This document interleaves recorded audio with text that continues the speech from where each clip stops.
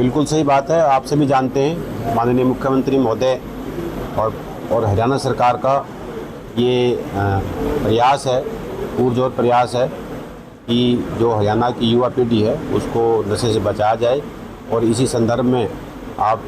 सभी जानते हैं कि माननीय मुख्यमंत्री महोदय ने हिसार से एक साइक्लोथॉन रैली का रवाना किया था, उसको जो पूरे प्रदेश में घूम के, और उसका समापन है वो सिरसा में हुआ था। तो सरकार और जो पुलिस विभाग द्वारा, जो नारकोटिक्स कंट्रोल ब्यूरो है, उसके द्वारा पूरे प्रदेश में एक मुहिम चलाई गई थी। उसी कड़ी को आगे बढ़ाते हुए जिला प्रशासन भिवानी की भी ये सोच है कि भिवानी जिला में भी जो युवा पीढ़ी है उसको नशे से बचाए रखने के लिए प्रयास किए जाएं। तो उसी कड़ी में आज की जो ये कार्यशाला है ये रखी गई है। इसमें हमने नशा मुक्ति के बारे में जो एक्सपर्ट्स हैं उनको बुलाया है, और हमारे जो सिविल सर्जन कार्यालय में, सिविल हॉस्पिटल में जो हमारे पास साइकेट्रिस्ट हैं जो इस विषय को देखते हैं उनको बुलाया गया है। तो हमारा जिला प्रशासन का ये सोच है कि जो बच्चे हैं, जो युवा बच्चे हैं 8वीं कक्षा के, 9वीं कक्षा के, 10वीं कक्षा के, 11वीं 12वीं के, जो स्कूल गोइंग जो बड़ी कक्षाओं के बच्चे हैं, नशे की शुरुआत है वो उनसे होती है। शुरू में बच्चे शौक में, मस्ती में, मजाक में कई बार नशे का सेवन शुरू कर देते हैं, और उसके बाद उनमें वो धीरे धीरे आदत पड़ जाती है। तो आज की कार्यशाला में हमने हर एक स्कूल से, जितने भी हाई स्कूल और सीनियर सेकेंडरी स्कूल हैं, उनमें से प्रत्येक में से एक अध्यापक को जिसको विषय का ज्ञान हो, जिसमें जो पीजीटी, बायोलॉजी, फिजिक्स, केमिस्ट्री या फिजिकल एजुकेशन के जो इस विषय को समझते हैं, तो प्रत्येक स्कूल में से हमने एक ऐसा पीजीटी या टीजीटी को आज बुलाया है, और एक्सपर्ट से उनको वर्कशॉप आज की जो रखी गई है उनको बताया जाएगा, और कुछ रिटर्न मटेरियल भी दिया जाएगा ताकि वो आज की वर्कशॉप में ध्यान से पढ़ें, ध्यान से सुनें, और जो रिटर्न मटेरियल है उसको अच्छी तरह से पढ़ें, और एक अच्छे रिसोर्स पर्सन बन के जाएँ अपने स्कूल में, और बच्चों को समय समय पर जो डेली प्रेयर होती है बच्चों को नशे के दुष्प्रभाव के बारे में बताएं, उनसे बचने के तरीके बताएं, और बच्चों को, ऐसे बच्चे जो गलत संगत में पड़ गए हैं, जिनको नशे की आदत पड़ गई है, उनको कैसे पहचाना जाए, और उनको पहचानने के बाद फिर उनकी कैसे उनको एक तरह से बताया जाए, कैसे उनकी जो आगे डॉक्टर्स हैं, जैसे डी एडिक्शन सेंटर्स हैं, सिविल हॉस्पिटल में है, सिवानी में भी है, तो कहाँ अगर कोई गलत नशा करने लग जाता है, गलत उसको लत पड़ जाती है, तो उस पर नशे से कैसे बचाया जाए। तो इन सारी बातों को देखते हुए आज की जो ये कार्यशाला ये रखी गई है। तो मुझे उम्मीद है कि जो टीचर्स हैं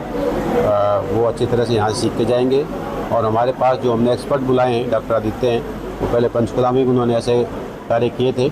अब उनकी गुड़गांव पोस्टिंग है, तो उनको विशेष तौर पर हमने यहाँ बुलाया हुआ है, वो इस विषय के एक्सपर्ट हैं, ताकि टीचर्स को अधिक से अधिक लाभ हो। सर, पंचायतों का भी अहम रोल होता है, तो कितनी पंचायतें अब तक भिवानी जिले में नशा मुक्त? अभी ऐसा कोई डाटा मेरे पास नहीं है। तो अभी जैसे आज की वर्कशॉप है, हमने टीचर्स की रखी है, तो मैंने सीटीएम साहब को बोला है कि ऐसी वर्कशॉप है वो लगभग 3 महीने के बाद इसको दोबारा किया जाए, और इनका फीडबैक लिया जाए कि इन्होंने 3 महीने में क्या देखा, क्या किया, और क्या इनके सामने समस्याएं हैं। उसके बाद ही ऐसे ही हम एक जो संगोष्ठी है, वो जो सरपंचीज हैं पूरे जिला के, उनके साथ भी कर सकते हैं, उनको भी इसके बारे में हम एक तरह से बता सकते हैं, ताकि वो भी जागरूक रहें इस बारे में। हाँ बिल्कुल, एक हमने वो प्रत्येक जो शिक्षण संस्था है उसके गेट के बाहर हम एक ऐसे स्लोगन लिखेंगे,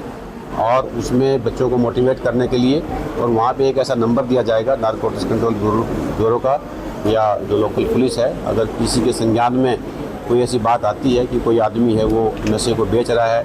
या कोई नशे का सेवन करवा रहा है, या कोई बच्चे नशे में पड़े हुए हैं, तो डीसी साहब द्वारा एक ये इनिशिएटिव लिया गया है ज़िला भिवानी के लिए। मुख्यमंत्री साहब के निर्देश अनुसार, जिन्होंने अभी साइक्लोथॉन रैली एक निकाली थी पूरे हरियाणा में जो चली है, जिसने जागरूकता नशा और नशा मुक्ति के बारे में फैलाई थी, उसकी कंटिन्यूएशन में ही एक इनिशिएटिव डीसी साहब द्वारा लिया गया। मुझे गुड़गांव से एज अ रिसोर्स पर्सन बुलाया गया है कि जो हमारे यहाँ पे शिक्षक हैं ज़िले में,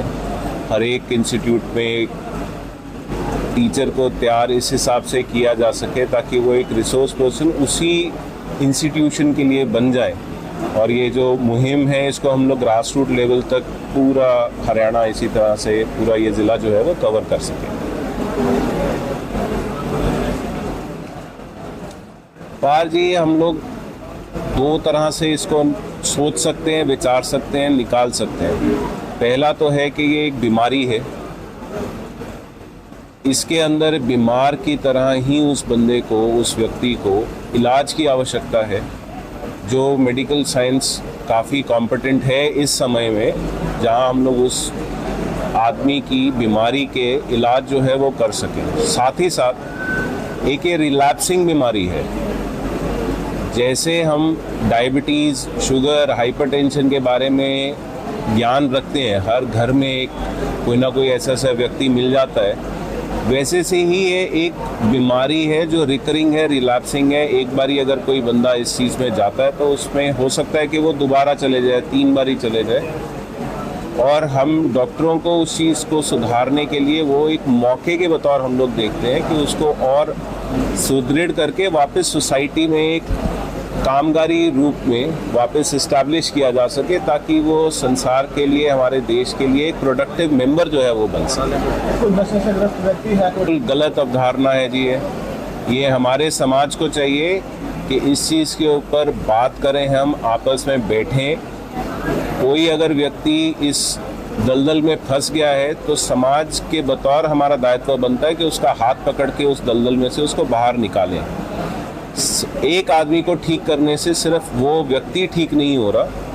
उसका परिवार, उसका मोहल्ला, उसका प्रदेश, उसका जहाँ शहर है वो ख़त्म हो रहा है। साथ ही साथ मैं ये एक मौका ज़रूर लूँगा